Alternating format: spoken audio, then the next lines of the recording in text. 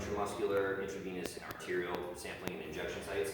So for intramuscular injections, we have a couple different locations. Typically our number one preferred location is going to be our neck.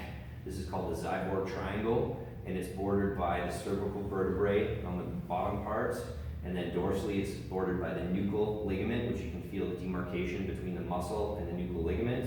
And then at the ventral aspect, at the caudal aspect, it's bordered by the scapula. So when you roll off the edge of the scapula, you can draw yourself a triangle. Right in the middle of that is where you're going to do your intramuscular injection. When you're doing that technique, the best way to do it is to grab the skin, kind of desensitize a little bit. Then you're going to use a 20 gauge typically, or 22 gauge, I suppose. 1 to 1.5 inch needle. You're going to insert it perpendicular to the body and bury it to the hub. Check to make sure you don't have any blood, and then go ahead and inject. You can inject medium volumes of fluid in there, probably up to around 12 to 15 milliliters, depending on the size of the horse. Okay.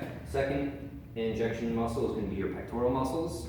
When you're doing this technique, you're going to use a 1 inch needle, 20 or 22 gauge 1 inch needle. You're going to support the pectoral from the side with your non-dominant hand, and you're going to take your dominant hand and inject again, basically perpendicular to the muscle, bury it to the hub, and again check for blood contamination, and then inject. A smaller volume of fluid in here, probably 6 to 8 milliliters maximum of liquid in here. So this would be a good site typically for a vaccine or a small amount of a different injection. Our third choice is going to be our semimembranosus and semitendinosus muscles. Semimembranosus sits on the medial aspect, semitendinosus on the lateral aspect. On this particular injection site, you want to make sure that you're pretty much in the same plane as the anus, because if you get much lower, you're going to get into the tendinous region. If you get up higher, you're going to be into the bony regions. You're going to stand to the side of the horse like this to be safe, and you're going to use your needle either attached to your syringe or separate, depending on the horse, and perpendicular to the muscle again. Same idea, straight into the muscle belly, check for blood contamination, and then inject. Probably similar, about 10 to 12 milliliters of fluid in this area. And then our last location is going to be our gluteal muscles on the dorsal aspect of the horse. The main advantage to this muscle is that it's large, so we can use large volumes of intramuscular injection in this area. The horses tend not to like this very well. When I do this technique, I stand to the side of the horse again. Most of the time I remove the needle and put the needle in first, then attach my syringe and go. With this particular muscle, you're going to be using either a 16 or an 18 gauge needle, 1.5. Back here, same idea, 18 to 20 gauge needle, 1 to 1.5, probably 1.5 inch. Up here, you can inject large volumes of fluid, probably 25 to 30 milliliters of fluid up here. Okay. The quadriceps muscle I did tell you about. It's the sort of last choice, only if you, for whatever reason, used all the rest of the muscles up. Okay. From an intravenous standpoint, both for administration and collection of bloods, our primary technique is going to be using the jugular vein. Our jugular groove falls between our two muscle bellies here. We're going to occlude the jugular vein down low. We're going to allow it to fill up. We can blot the blood so we can see it there. And we're going to insert our needle. Initially, we put our needle in at about a 45-degree angle until we're through the skin and ideally into the jugular vein. Then we adjust the angle to about 60 or 70 degrees and seat it a little better so it's mostly buried with the needle. And then we should be able to get blood back, and we should also be able to inject there. One of the things we have to be cautious about, the carotid artery sits just deep to the jugular vein. So when we put our needle into the jugular vein, we should always be able to see and feel the tip of that needle. And when we check for blood, it should be a darker colored blood. And if we have just the needle itself in, it should just be a drip rather than a shooting out like we would get with arterial blood. So personally, when I do this technique, I hold off, I insert my needle, and then every time, even after thousands and thousands of injections, I just ever so slightly tilt my needle out. I'll demonstrate that after,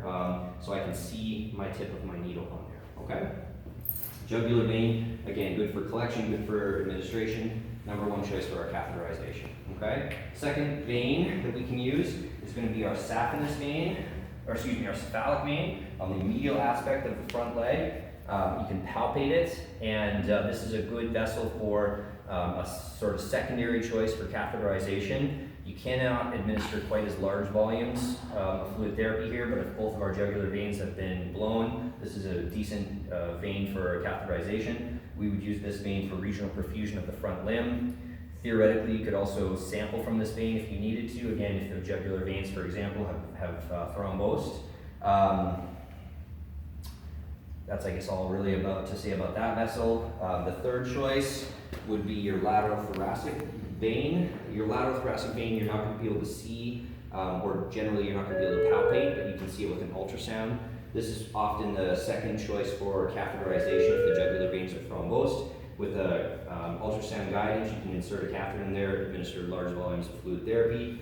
That would be the main reason for using that, would be for catheterization, and if you have thrombosis of the jugulars. You would take this up, apply a nice non-stick pad, and then put some elastic on or something around it. The back is the saphenous. Let's move him one step forward. Okay, the saphenous, the big disadvantage of using the saphenous is you are putting yourself in a little bit of risk. You can often feel and see the saphenous vein very well, proximal to the hock on the inside of that back leg, okay? This is the main reason for using that vessel would be regional perfusion of the back limb, or under anesthesia if we're working on the front end of the horse and we can't have access to the jugular veins for some reason. That's a good vessel to catheterize for fluid therapy or sampling, or even if you just need to get, like, say, a blood gas or something like that, okay? So jugular vein, cephalic, lateral thoracic, and saphenous for the veins. And then last thing is going to be our arteries. So for the purposes of sampling and checking pulse rates and things like that, we have a few different choices. We have our transverse facial artery, which runs right behind the lateral canthus of the eye. Everyone, I think, palpated that today during our lab. You should be able to check a pulse rate there. It's a reasonably easy place to take a blood sample from a standing horse for arterial blood gas. It's also a good vessel to catheterize under anesthesia for arterial direct blood pressure monitoring and continuous blood gas. The next artery is your facial artery, which runs underneath your mandible. Again, I think you guys palpated that. It's also a reasonably easy place to sample in a standing horse. Some of them don't tolerate it as well as others, but it's usually our number one choice for catheterization under anesthesia. You can also get the pulse rate here. You can also get the pulse rate from the carotid artery. Sampling from the carotid artery is possible. It's a little more difficult, but you can do arterial blood gas sampling from the carotid. Not one I would catheterize, though. There would be very few indications for catheterizing the carotid artery. And then the last couple arteries, this is not for sampling so much, but palpating our palmar digital arteries. This is, again, for mostly diagnostic purposes, seeing if we can feel the pulses for the foot.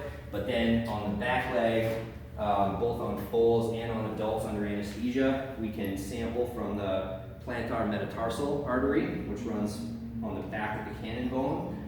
It's not a good place to feel pulses typically, but on horses under anesthesia or foals, even when they're not under anesthesia, good place to sample and catheterize. And then the last place on a baby that you could get a blood gas sample from would be the radial artery, which sits on the medial aspect of the front leg, very up high on the proximal radius. On a baby, you can usually palpate that quite well, and a good place to sample an arterial blood gas. Okay, any questions about that? Yeah, great. Okay, awesome. You mentioned a sinus cavity that you could draw blood out of. The other place to do small volume of venous sampling would be the facial venous sinus. And so in this case, our facial crest runs below the eye.